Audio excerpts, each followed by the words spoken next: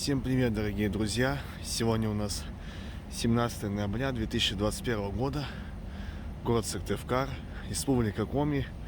Температура воздуха на улице минус 11.